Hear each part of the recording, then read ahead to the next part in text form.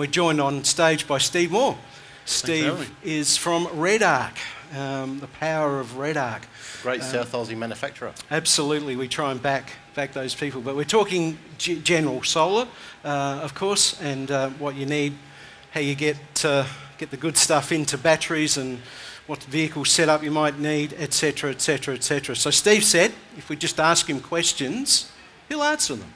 I'll ask first one. Steve, generally, what is an average solar setup, right, for my 17-foot Caravan? Oh, no. No, you got a new one now. 17'6". There you go. What do I need, and what's it going to run? That's the thing everyone wants to know. How do you calculate that? Yeah, well, that's a bit of a how long is a piece of string question. I know. I thought I'd throw it straight into you. Straight in the deep end. It all depends on how many batteries you've got, how long you want to spend off-grid, what you're running, and the amount of real estate you've got on top of that Caravan of yours. Okay, yeah, all right. Because the solar is really just a topping up device. It's not a running device. That's right. I mean, if you have enough space, you could use it flat out to run your whole system without any other option. But the storage, storage, you need to have the battery storage, and you need to realise what you're taking out of the batteries needs to be replaced. Righto. Now, to calculate that, you really look at the amount of load you're drawing. So every appliance you have, a general running time of each appliance, and that gives you your total amp hours. Yep. If you want to take care of your batteries and make sure they're full and not cycling too deeply, you want to pretty much just times that by 2 and then run that halfway down. So down to 50%. Is there a starting point to work this out? So do we start on our vehicle, and let's get that sorted if we're just going camping and we don't need that, we haven't got the Caravan, we've got maybe a tent trailer or something, but what do I need to set up a dual battery system so that we're driving along and I might use an appliance and it drains my vehicle battery? I don't want that to happen. Nope. What do I need in my vehicle? Dual battery system, you're going to need a battery separate to your vehicle system. And in order to do that, you'll need something to charge that system. Every vehicle these days have a different type of alternator. You've got variable voltage alternators, fixed voltage alternators, and temperature compensating alternators. Traditionally, as Chris knows, we'd have a fixed voltage alternator on your Nissan Patrols and things like that, and people would use an SBI 12. That generally monitors the voltage of your start battery, sees the alternator charging, and once it gets to an acceptable level where the battery has recovered its start charge, it'll start allowing current and voltage to flow through to the auxiliary battery, and that's charging while you're driving. So there's a device for that, and it's called a RCDC. Oh, there's a BCDC? BCDC. Yep. God, I wish they'd just call them, a device for getting stuff in there. I don't know, but, they have these names. And why do they call it? BCDC is an in-vehicle battery charger, so that's the equivalent of having a plug-in-the-wall charger. Yeah. So it monitors that auxiliary battery and charges it up to 100%. And it takes care of it? Absolutely. Yeah. And it isolates your start battery from your auxiliary battery system as well. Okay. So you pull up, the BCDC goes, we've stopped, voltage has come to this level, battery's full. I'll separate the two, draw all your current from the auxiliary battery, run your loads. You can easily flatten that auxiliary battery right down and know you can get in your car tomorrow and start it and drive away. All right. I happen to have one of these as well as the one on top of my Caravan because I have gone camping and all of that set up. However, what is a better one for if I'm just going camping with my tent and all of that? If you're just running... You just happen to have something here? I just happen to have something here. If you're camping and you just take your vehicle, for example, you might not want to carry your big fold-out kit. Yep. We've got these very, very snazzy, very, very effective fold-out blankets. Now, what sort of wattage is that, Steve? This one here is the smallest one that we do, is the 115 watt. Okay. So these are SunPower solar cells, the most efficient cells available. So hang on, didn't you have a red version of that? What's the difference? There is a larger red version, which is probably down to the floor from there. Yeah. These are made out of monocrystalline cells. Right. The red ones are made out of polycrystalline cells. So naturally the question is... amorphous cells. Yeah. What's the difference? The difference is the construction and the way they operate within temperature ranges and light conditions. Yep. So this is what the black cells are made out of. Mm-hmm. So they're a more rigid cell onto a backing plate. And this is the red amorphous cell. It's much more flexible and it absorbs different spectrum of light than what the black one does.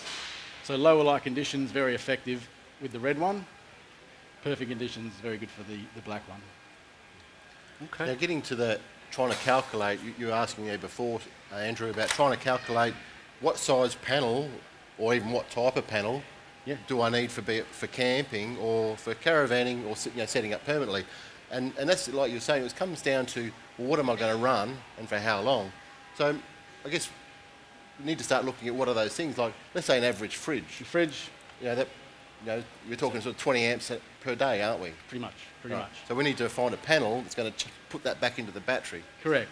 So for example, the 120 watt panel here that we've got, give ourselves a total day of sunshine, we'll give ourselves 7 hours of sun per day. If we're getting sort of the maximum current available into this panel, into our batteries via our regulator, that's going to give you more than that. That's going to top that up further. So you're looking around about, I think it was 46 amp hours you could replace a day with a 120 watt panel in good sun. So if you're just camping and you've just got your vehicle and let's say a popular fridge, it'd be an Engel, a Waco or a Bushman or whatever, that draws on average around that 20 amps or 24 amps per day, because a lot of them are rated. If you look at your ratings on the fridge is a good example of around about an amp per hour. You'll notice that on a lot of the fridges. So that equates to over 24 hours, about 24. So you need to be able to put that back into the battery, because otherwise you'll just slowly keep discharging your battery.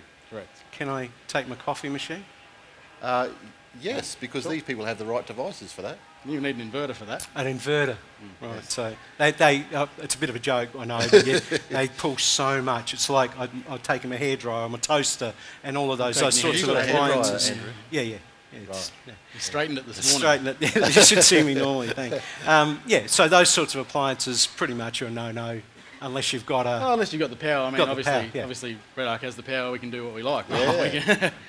We're running all kinds of things. Electric blankets are really good for people that are travelling, in the desert. You mentioned that. We had a discussion before. You can actually get 12-volt electric blankets. Did you know that? 12-volt electric blankets. This is a 240-volt one. What? 240 volts straight into your inverter. You only need a little inverter. Yeah, but you can't run that all night. Or you can, but as long as you've got how many cells on top? No, these you have a look at the wattage of your appliance. Yeah. It's not very much. Your electric blanket's a bit like your fridge. It cycles on and off. You don't generally leave it on all night, otherwise you wake up a little dry. Yeah.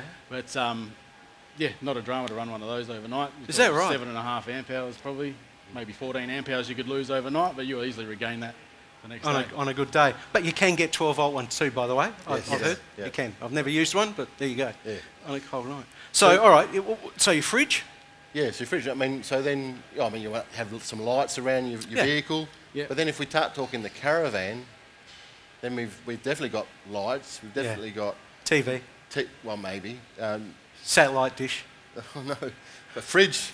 Microwave. Oh, come on, I'm just coming out with things. Fridge. Microwave. Microwave? No. Microwave, that'd blow it up, wouldn't it? No, you run a microwave on a 3,000 watt inverter. Oh, a 3,000 watt inverter. So all of these things are more and more. Water pumps. Your water pumps, of course. So all these things are drawing on those batteries. So this is where you've got to sit down, you've got to add all that up. Yeah. So get a list out. Now, not necessarily going to run all these things at the same time, but if you're going to run bits of these occasionally, you need to add all that up. And what does that draw on the battery? A lot of these vans out here, you'll see you've got certainly at least one, sometimes two batteries. Some have got more. But you need to work out, well, how much am I going to take out of that and how much I've got to put back in? And that determines the size of your panel. There is an easy way to do this. If you jump online. Yes. Jump online to REDARC. Yep. And there's a calculator in there. We have a solar calculator on there. That's right. Yeah, it's a very useful tool. It has a list of different appliances you can use, your battery bank size, your vehicle, your caravan, and then it'll give you an idea, a ballpark figure of what you can run and what you'll need. Okay, I'm going to grab my list of questions because I need some more questions for you. I'll throw one at him. Yeah, go off for the it. cuff. Regulators. Now, I know a lot of people have asked this question of me. What's a regulator? Well, one, what's a regulator? And Steve will explain. No, not what's a what. Isn't a regulator. Go on. Who's on first? But where the best place for obviously like this panel the best here. place for your regulator, of course. Yeah. No, good question. I like Thank it. you. Very good. I've got more. All right. Many panels you will see the panel with the regulator stuck to the back.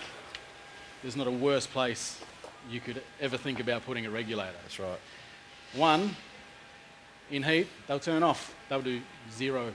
Oh, okay. You stand there, put it in the heat, 20 minutes later, it's off. And that's the whole idea of putting it in the sun, isn't it? Do you know what's happening then? Your beers are getting warm.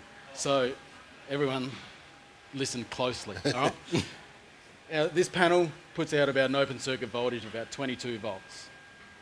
Now we can happily run a 10 metre, 15 metre cable to our batteries and have the regulator right there at the batteries. The batteries need a lot less than 22 volts to charge, and the regulator actually does that, takes that voltage to an acceptable level for the battery to charge. So not only are you going to get the maximum charge available into the batteries from the panels, your regulator's not going to turn off because it's cooking itself in the sun. There you go. Yep. So steer clear of the ones that are on the back of the panel because they're useless. You just mentioned cables. What's the length of a cable? Do you actually lose? It depends on how long you cut it. Okay. Okay. 10 metres? 10 metres, that's great. 20 metres? Well, if you want to go 20 metres, you just have to make the cable thicker.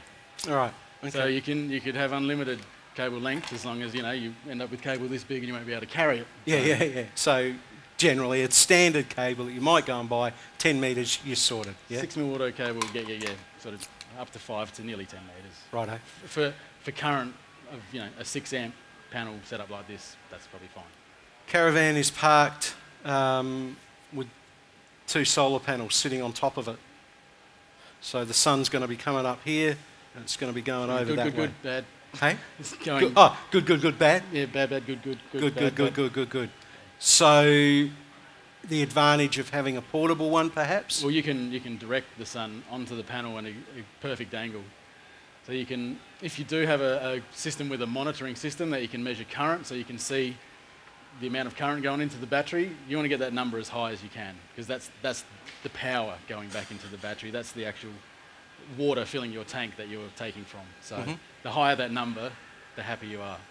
I drew a picture, Andrew. Oh my God, the whiteboard. It's a bit neater than the last one. Yeah. Don't ask me to draw cars. But I wanted to draw for you what you're talking about, that regulator, because what Steve was saying is if you put the regulator, the little black box there, and as you're saying, the panel puts out about 22 volts, but the regulator puts out about... We'll take it down to 14 plus. That's right. Say that 14 is a round figure.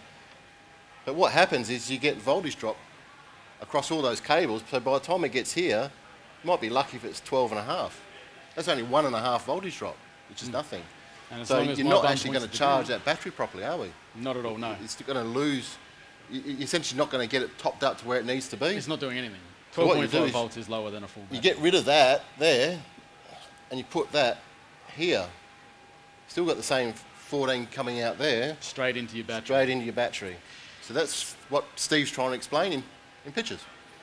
Nice work, Chris. Thank you. Pleasure. No worries. Another thing to look at with panels, if I may, was you'll see the cells on this REDARC panel are big A-grade solar cells. You'll see a lot out there that are many sections cut up to make a panel, and they're just the worst, the best part of a very bad solar cell stuck together to make a very cheap panel. So these panels, you're going to find the most high efficiency out of them, and yeah, you're gonna prevail in the sunlight with your batteries. In the sunlight is leading me to my next question. It might be a bit cloudy question, but I'm pulling them out today. Hey, okay, so you said bad, good. What happens on an overcast day? How much is that going to cut down, and is it going to charge out? It will charge to some degree, but that's where your amorphous solar panel comes in. The red blanket the red that we're one? talking about. That's better? Because it works a lot better in lower light conditions. So if this guy here was getting some shade onto this corner, the whole panel is going to derate. Whereas if the blanket version of this was getting some shade on it, it's just that shaded part that derates. The rest of it will continue to work as it should. Okay. And it absorbs a different spectrum of light too. So Can you walk on those panels? These ones they're a bit more rigid, so I wouldn't stroll across this one, but you can do a hot shoe shuffle across the red one if you feel like. Yeah, because do they get hot? You know, do they actually physically? They do. In the sun they get hot. In the sun, yeah. Yep. Well, what about some wise person, might have even been you, told me that people can use them over the front of their vehicle because the back doesn't get hot. It's only the front bit, so you can actually use it as a sunshade. Yeah, some people put them on there for a sunshade, and it's on quite a good angle to capture that sun too. Yeah. Hanging off the side of your awning, anything like that, and it's always going to capture it. Always trying to get as much angle up to the sun as you can. I noticed that they have the little holes here because you'd want to peg it down, wouldn't you? I mean, yeah, you want to peg it down or hang it somewhere. How heavy is it? Oh, it's still going to get caught under the wind, the heavy wind. It's heavy, but yeah, it probably wouldn't go too far. It's not going to go as far as your trampoline in a storm. Yeah. Does anyone have any questions, folks? Join in. Yes, ma'am. If it was in the sun for long enough, they possibly could, yeah. Child running across, will they burn their feet? And that was the answer. Yeah, because it's going to absorb some of the heat, sun, not necessarily because it's operating hot. It'd be similar if they were running across the asphalt. Yeah. Yeah. So yeah, you'd prevent them from doing that. Joining panels up. So I've got the one unit. I've got 140 watt on top. Yep. And that actually does me quite well for what we need. We have a compressor fridge. Yes. You know, so that's fine. And it works a treat, by the way, a compressor fridge with that, and lights. And I've never had any issues. No, you've I don't run the satellite dish and the TV and all of that. Sometimes I might, depending on what my wife wants to look at. You know, but generally we don't. We go out and we just enjoy the show of the stars and all that sort of stuff. But okay, so I've got that. Can I piggyback another unit just as a side thing? You know, exactly right. Yeah, that's fine. Not a problem at all. Now you'd wire them in parallel, so that's positive to positive, negative to negative. Yep. And you could daisy chain as many of those as you like together. Yep. So you get it, 1,000 kilowatts, and you might start to get to a dangerous sort of level of current. Again, making sure that happens before the regulator. Absolutely, the regulator always has to happen down at the battery. And you'll find that even if your one up on the roof is diode protected, and your van is under a tree, under shade, and you plug your panel out in the sun, this panel is not going to be affected by that panel due to the diode protection. So even if that panel is doing nothing, this panel is doing everything. Just totally digressing, as I always tend to do. November last year, hail damage. We were up at Lakeside, which is just near Mannum, and my van got written off by hail, hammered. And as we speak, it's being reclad at the moment, so I'm going to have a great van. But the solar panel sitting on top of the roof, perfect, survived, didn't get damaged. They're pretty strong. Yeah, these panels and roof panels on your house are designed to take some hail. Yeah. The beauty of the REDARC fixed panel as well, so this is the folding panel. We do the fixed version that you might mount to the top like I have on my Hilux, designed for the off-road conditions of corrugations and twisting and turning. So they're very, very rugged and not going to get any dramas. So you've got a fixed panel mounted on the top of your vehicle? I have, yeah, and I've got it on some struts so I can tilt it up, and it's... Oh, wow. Come and have a look over at the will. It's one of those vehicles, one of those good ones. Questions? Yep, gentleman down the back. Hang on, let's do this. Let me do that for you. Because we can. All right, I'm on my way. Here's the start. No worries. Yeah, hi, I'm trying to work out the most efficient way. I've got a 21-foot van, and we're just talking about putting some panels on the top. But if we get in the shade for 2/3 of the day, how much effectiveness are we going to get? 2/3.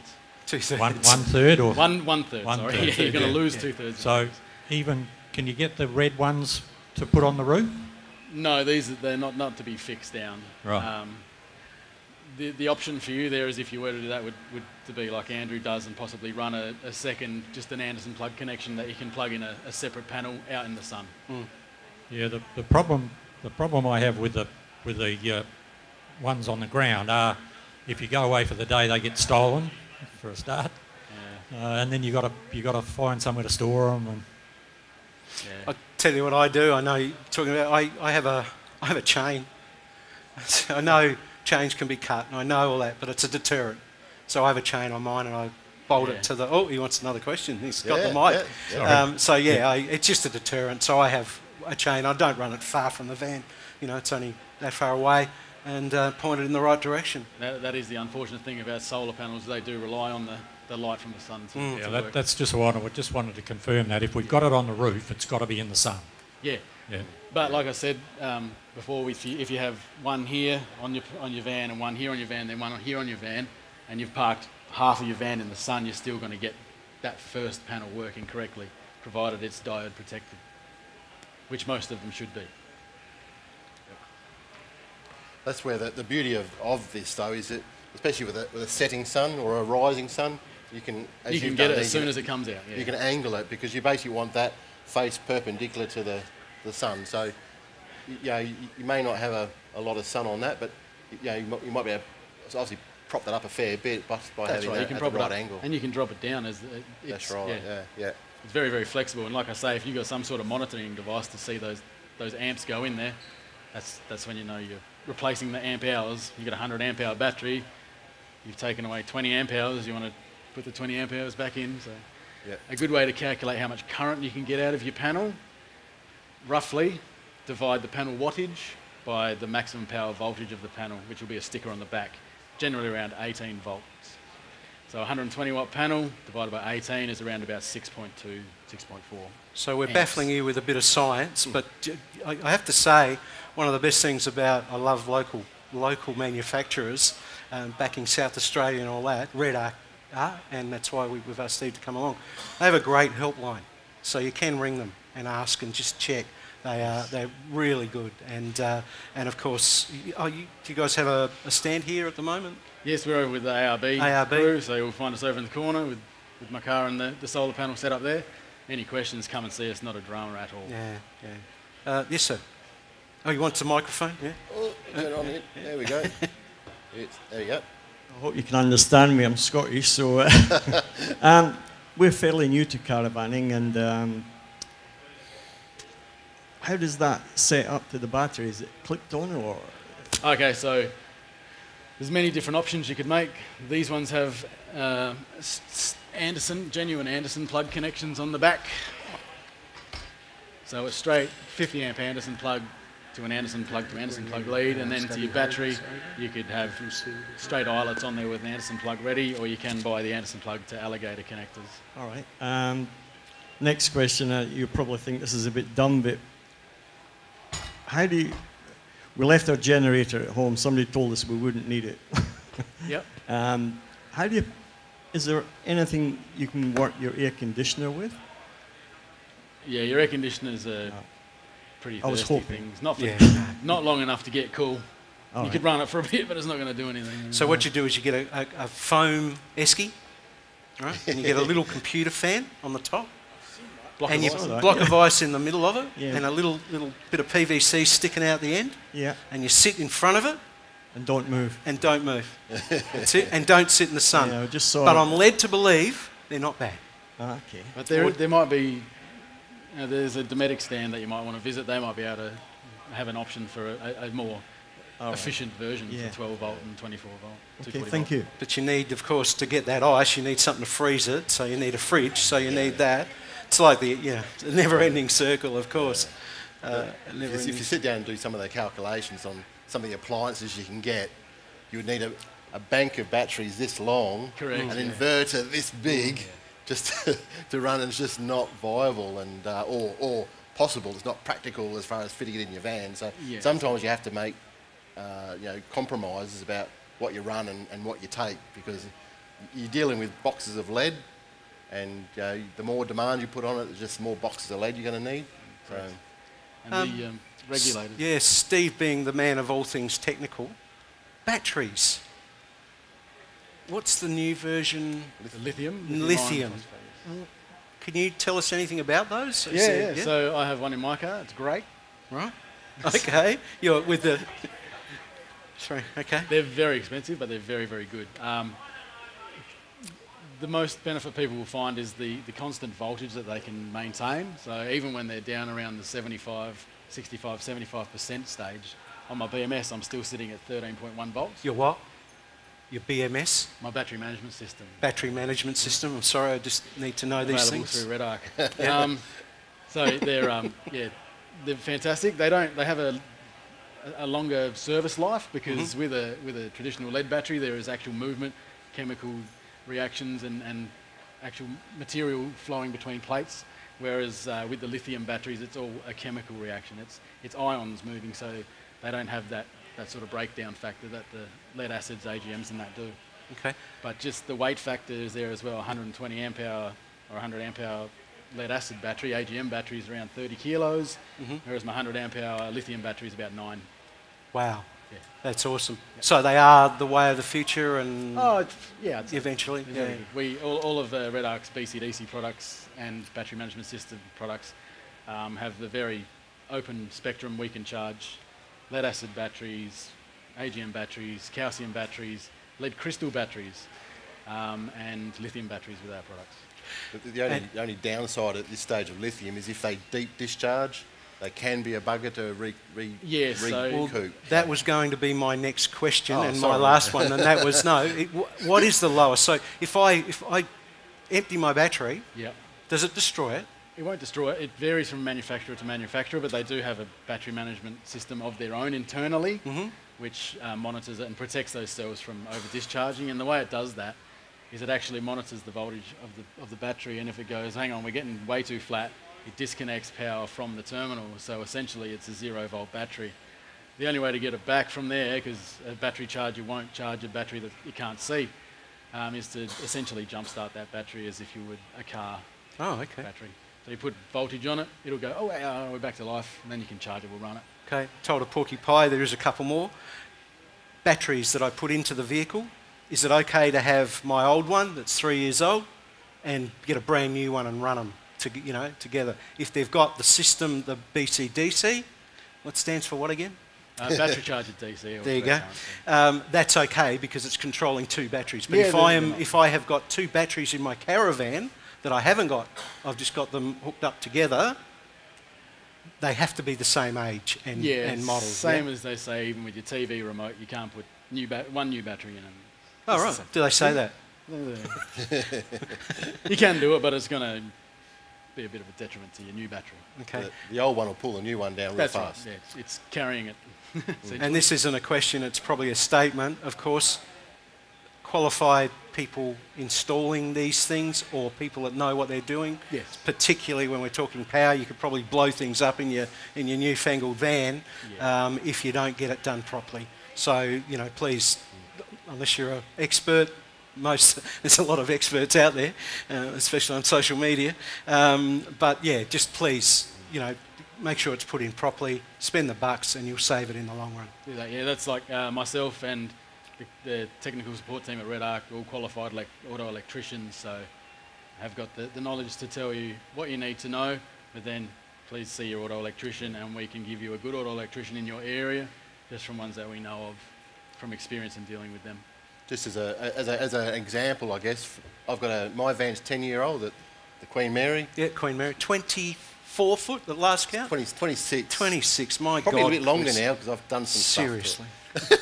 But it's got 2 batteries. Now, the regulator on that, actually to do with the solar regulator, all goes through the one unit. It's not a REDARC, so I'll have to fix that, Steve, I know. But if I disconnect those batteries and just reconnect them without rewiring the regulator, it'll actually punch out 24 rather than the 12. And it can damage those batteries. It goes into a 24-volt mode. So just be careful if you're going to do any changes of your batteries, know what your regulator is as well, because you actually may do some damage to that if it comes back on in the wrong mode. And it's a matter of rewiring that in order to get it back into the right mode. So there is a simple fix. Fit a REDARC. Yeah, or see a qualified person. Yeah, there you go. So there you go. Yes, sir. Up the back. Hang on. Let's do this. Loud voice. If you've got 120-watt panel sitting on the roof, yep. You then add, say, 165, where it will drop back to your lowest common denominator. No, if they're wired in parallel, you're going to have 285 watts. Yeah, yeah. You've got to make sure the voltages of the panels are within 3 volts or thereabouts of each other. Yeah. Yeah, that's right. It's a bit like the batteries, making sure your panels are also a similar type of panels as well. See, I can wire this panel in parallel with this panel. What's the voltage on this one? Open circuit voltage is 23.8. And that's 22.3 on that one. it's So close enough. not a drama. Yes, mate. Yes, sir. Oh, it'll come on, yeah. Hello. Okay, so we're talking previously before about battery boxes and boxes of lead. Now, a lot of REDARC products, you do have your 3-stage charging that goes into it. Are REDARC looking at making a battery box similar to an arc pack, similar to a thumper, something which is in line with, you know, I've got a BCDC in my car and I've got an SBI2 and all that sort of stuff, but is REDARC making a battery box that has all your stuff good to go in it that we can buy off the shelf in the future? No, but that's a good idea. You'd see him making notes. Take my details down. Yeah, no, we do get that question a lot, and Thanks. it's TBA. I can't say yes or no. It's always we're looking, and then we're looking. So I guess you'd like that. You'd like a REDARC box. Yeah. We get a lot of phone calls from the ArcPack customers saying, "My box, can you help me with that?" Well, it's not ours, mate. People have like a battery box with BCDC on top. Yep. So it's like an aftermarket, but there's nothing that you guys. There's nothing that we've created at this stage. No. Yeah, people do make their own, and they do a very good job with them. But yeah, nothing that we've done ourselves. So we manufacture all of our stuff at REDARC. The BCDCs are all totally manufactured there. So that's the core of our business is new product development and manufacturing. So I'll bring it into the engineering team. It's going straight to the top, mate. Thank you. Yeah, that's it. What's this solar space? Well, it's certainly our progressive company, you've got to admit. So, Oh, I love it. I'm proud of South Australian, and I just think that it's fantastic. That, and not purely because you're standing there, but I just think the whole system, and they've won so many awards that it's based here in South Australia, and they're just a great company, and their products are awesome. So, it's about quality. It's about spending the bucks, and you'll get something that'll last you a lot longer than the cheap rubbish that's around. So it's my theory. And it's backed up by the technical support team. You could be travelling on your journey and you've got an issue, something's happened, it's been installed with the wrong fuse holder or something, it's melted. Give us a ring, we'll say, oh no, you're there, okay, we've got all the electricians here, here and here. We can send you there, they can help you out and rectify the situation. And pretty much 100% of the time, it's not the REDARC product that's the fault, it's a connection or something like that. Aussie, Aussie, Aussie, oi, oi, oi. Thanks, folks. Thanks for coming along. I hope you learned something. Thank you. Cheers.